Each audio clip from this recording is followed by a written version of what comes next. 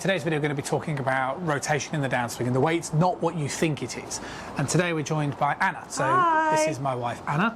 For those of you that are more interested in seeing more of Anna than me, then you need to watch the videos on Married to Golf. I wouldn't. Today, Joking. we filmed some stuff for Married to Golf, but we're going to go into a little bit more technical on this channel on what we're working on and the reasons why. Okay. Okay? I'll take the lead. So what we're going to do... Well, it wouldn't be me taking the lead. That's a good. You show them what to do. Even though I did beat you, well, tie with you on one hole. Right, so anyway, backswing.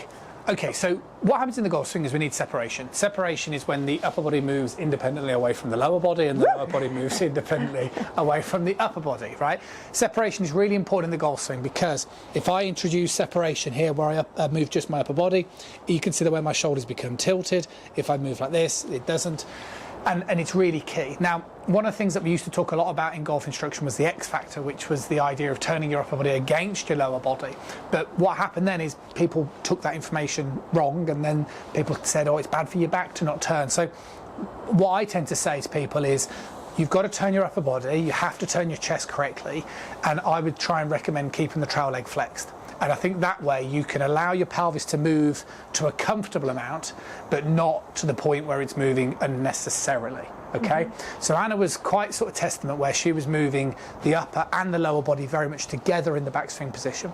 And what this then meant is that the body was kind of going this way, the arms then end up getting a bit sort of disconnected, going a different sort of direction, and then in the downswing it's very difficult to kind of bring those two back together. So we've been working more on the feeling of the upper body turning against the lower body, okay, which gets the club into a better position, which equally has enabled her to move better in the downswing. Yeah. Now you have to demonstrate. God, and what happens if I get it all wrong now, Ruth? Well, it doesn't matter. So just first of all, do what we did at the beginning. So put the club across your shoulders for us. Lovely. And then just show me like a gradual upper body movement. Perfect. Yes. And then you can start to let the lower body move in that second stage. That's the key thing. I love that's what you've taught me. Yeah, that's a really good feeling. That's key for your takeaway. Yeah. That feeling. Okay, that's one thing. So would you do that first? With you need to, if I work with a lot of online students who can't separate. So what that means is they try to do it and then move the lower body. Well, that was like me, wasn't it? Yeah. So you have to learn to separate, because if you show me that separational move, let me hold that. No, good. But show me that separate, the first bit. Let go of the club. Now bring your hands to about where the club shaft is. Okay. So this is your takeaway position. Does that make sense? So is that the first part? That's your first part. So when that club goes to the parallel, that's when you want to feel that chest move. And before you even lower body moves anything. You want to try and feel like the lower body stays really inactive.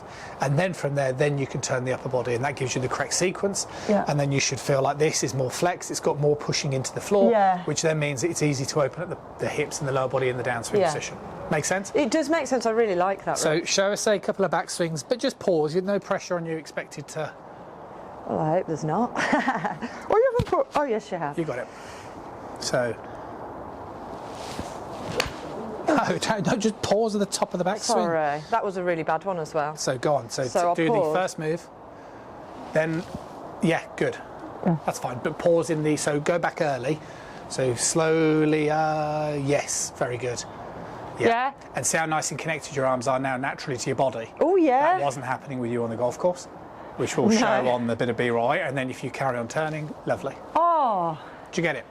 I absolutely get it. I know that you won't... the club in your hand, it's a bit different, isn't Go on then, let's try and hit a couple more just to finish off. Nice and easy, don't try and whack them. Lovely.